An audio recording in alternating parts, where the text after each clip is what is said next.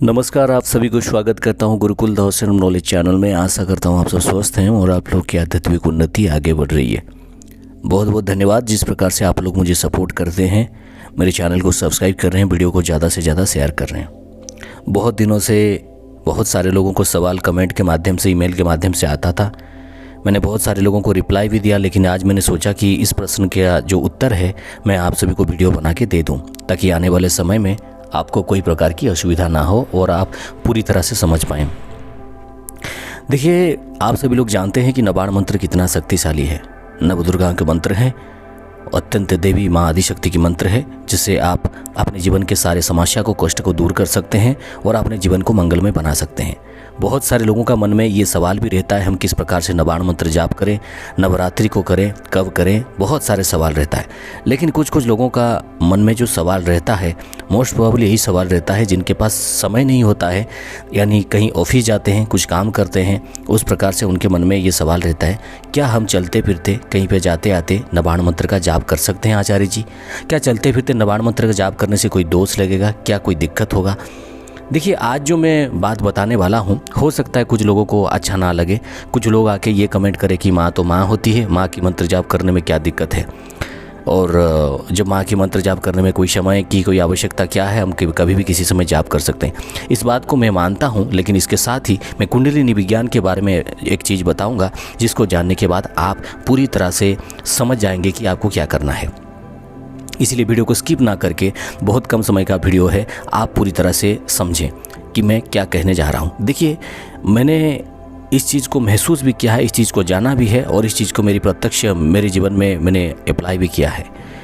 आप कोई भी मंत्र जब जाप करते हो, चलते फिरते नाम जप को छोड़ के, यानी शिव, राम, कृष्णा, ये सारे मंत्र नाम को जाप छोड़ के, क्योंकि नाम जप से बड़ा जप कुछ नहीं होता है, आप सभी जानते हैं। लेकिन मंत्र की जो होता है, मंत्र पूरी तरह से विज्ञान होता है।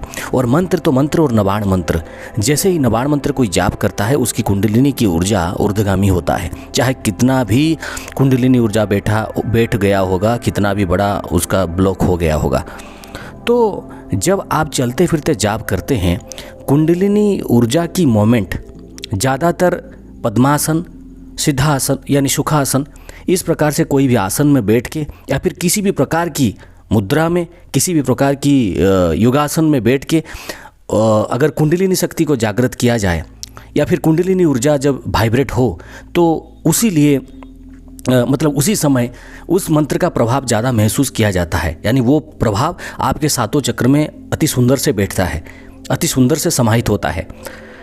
मैं आपको कहूँगा कि आप बाइक चलाते चलाते नवाण मंत्र का जाप करें। सॉरी, बाइक चलाते चलाते नवाण मंत्र का जाप कर सकते हैं, लेकिन कब, किस परिस्थिति में कर सकते हैं? देखिए, अक्सर आपने देखा होगा कि हमेशा लोग क्यों एडवाइस देते हैं कि आप लाल आसन लीजिए, उत्तर की दिशा की तरफ मुख करिए, पूर्व की दिशा की तरफ मुख करिए, दीपक लाए, एक अच्छा माहौल लीजिए जहाँ पे बैठ के आप मंत्र जाप कर सकें। साधारण मंत्र अलग बात है, नवाण मंत्र अलग बात है। नवाण मंत्र ऐसा मंत्र है जिसमें आप किसी भी प्रकार की षटकर्म कर सकते हैं, किसी भी प्रकार की आप जो क्रिया कर सकते हैं, लेकिन वो एनर्जी को आप कन्वर्ट करना आपको आना होगा। यानी आप जान सकते हैं किस प्रकार से आप कन्वर्ट कर सकते हैं, ठीक है? तो इसीलिए जिस मंत्र में सबसे ज़्यादा शक्ति है, जो प्रभावशाली है, जो कुंडलिनी को हलचल कर देता है, उस मंत्र को आप एक समय कहीं ना कहीं आपके बॉडी में उस ऊर्जा को धीरे धीरे स्थापित कर लेना चाहिए। उसके बाद ही उस मंत्र को आप चलते फिरते जाप कर सकते हैं। आपको हो सकता है थोड़ा कन्फ्यूजन हो गया होगा, मैंने कुछ डीपली आपको समझा है, शुद्ध भाषा से मैं आपको समझाता हूँ। देखिए, मेरे हिसाब से आप किसी भी नवरात्रि को, किसी भी महीने की 9 दिन आप ले लीजिए, कम से कम एक माला भी करते करते, एक माला भी हो, एक माला करते करते 9 दिन तक आप एक माला करिए। 1, 3, 5, 7, 9, 11 जितना ज़्यादा कर सकते हैं, एक माला करिए, ताकि आपकी सातों चक्रों में ये नवाण मंत्र की ऊर्जा एक फ्लो पे जाए। आप किसी भी आसन पे बैठ जाइए। सबसे ज़्यादा काम करता है पद्मासन में, लेकिन पद्मासन में इतना समय बैठना थोड़ा आपको कठिन होगा जो लोग ज़्यादा जाप करते हैं, लेकिन एक माला में के लिए आप पद्मासन में बैठ सकते हैं, कोई दिक्कत नहीं होगी। जब आप पद्मासन में बैठ के ये मंत्र जाप आप 8 दिन 9 दिन तक करेंगे, आपकी बॉडी की जो आपकी शरीर की जो कुंडलिनी ऊर्जा है उसको पूरी तरह से एक प्रकार के वाइब्रेशन का पता हो जाएगा कि इस प्रकार से वाइब्रेशन हमारे शरीर में आ रहा है, यानी इस प्रकार की मंत्र की ऊर्जा कुंडलिनी में प्रवेश कर रहा है, कुंडलिनी चक्रों में प्रवेश कर रहा है। तो उसको ज्ञात होगा, उस चीज़ को ज्ञात होगा कि नहीं, मतलब वो सातों चक्र को ज्ञात होगा कि ये एक प्रकार की ऊर्जा है जो चक्र को मूलाधार से लेकर सहस्त्रार चक्र एक प्रकार की फ्लो में जा रहा है। और उसके बाद आप कभी किसी भी जगह पे किसी भी पोजीशन पे बैठे हैं, कहीं पे जा रहे हैं, कुछ भी कर रहे हैं, आप मन में आया तो आप नवाण मंत्र का जाप करने लग गए। तो ये एक प्रकार की होता है कि आपको पता चलेगा कि नवाण मंत्र का जाप आपने जो किया ये कहीं ना कहीं आपकी कुंडलिनी ऊर्जा में जाके ये मंत्र समाहित हो जाएगा। इसीलिए मेरे स्ट्रेटली आपको एक ही एडवाइस है कि नवाण मंत्र को चलते फिरते जाप करने से पहले इसकी कम से कम 9 दिन का एक माला भी अनुष्ठान आप कर लीजिए। अगर मैं अपनी पॉइंट ऑफ व्यू दे रहा हूँ, मुझे कुछ लेना देना नहीं है कौन माँ की भक्ति करता है, मैं किसी भी समय जाप करता हूँ, कोई भी मंत्र उठा सकता हूँ। ऐसे है तो तुम माँ जय माता दी करते जाओ, उसमें भी तुम्हें बहुत सारे शक्ति मिल जाएंगे, कोई दिक्कत वाली बात नहीं है। लेकिन नवाण मंत्र को आप अगर चलते फिरते जाप करना चाहते हो तो आपको किसी भी प्रकार 9 दिन या 11 दिन या फिर कुछ समय के लिए आपको कम से कम बैठ के शांत मन से उसका जाप करना है। मैं ये नहीं कह रहा हूँ कि आप कुछ और करें, ठीक है। और सबसे बड़ी बात है, अगर इस मंत्र को चलते फिरते जाप कर सकते हैं, कुछ भी कर सकते हैं, तो इसका जो विनियोग है, ठीक है, वो क्यों दिया गया है? और कवच वो क्यों दिया गया है? मतलब चंडी कवच क्यों पाठ किया जाता है इस मंत्र को पढ़ने से पहले?